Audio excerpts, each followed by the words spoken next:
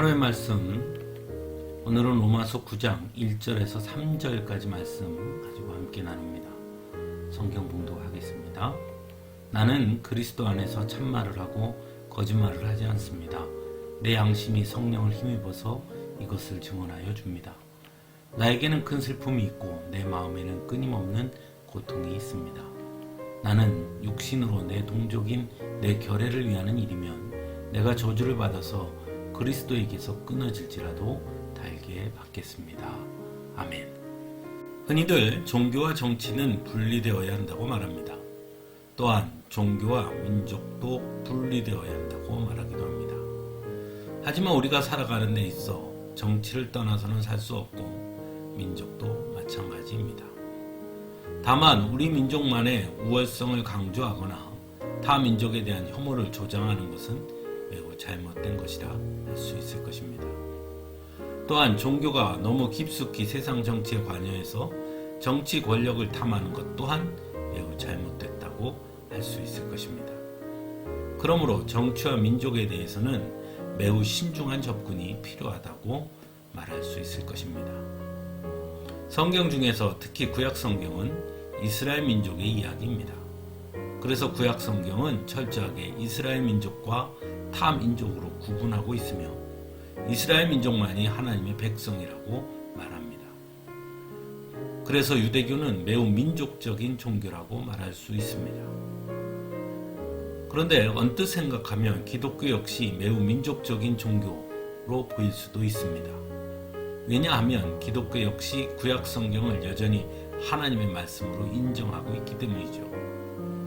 하지만 신약 성경에서는 오히려 예수님을 십자가에 못 박으라 소리치고 예수님을 죽게 한 자들이 바로 유대인이라고 분명하게 전하고 있습니다.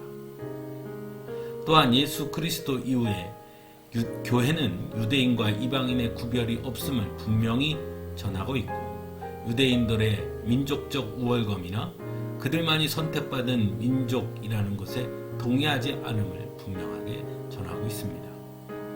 오히려 예수 그리스도를 믿는 믿음 안에 있는 이들이 새로운 이스라엘이라고 말씀하므로 혈통적 민족주의를 부정하는 것을 볼 수 있습니다. 하지만 그렇다고 기독교 신앙이 민족과 국가를 부정하는 것은 아닙니다. 다만 민족주의나 국가주의처럼 우월감을 주장하거나 또는 하나님보다 그것들이 우선시하는 것에 대한 경계를 하고 있는 것입니다. 그런 의미에서 오늘 말씀은 매우 중요하다고 할 수 있습니다. 사도 바울은 스스로를 이방인의 사도라고 말했던 사람입니다. 그리고 실제로 이방인들에게 복음을 전하는 일에 언제나 최선을 다했습니다. 그리고 사도 바울이 이방인들에게 복음을 전할 때 가장 큰 방해물 중에 하나 역시 자신의 동족인 유대인이기도 했습니다.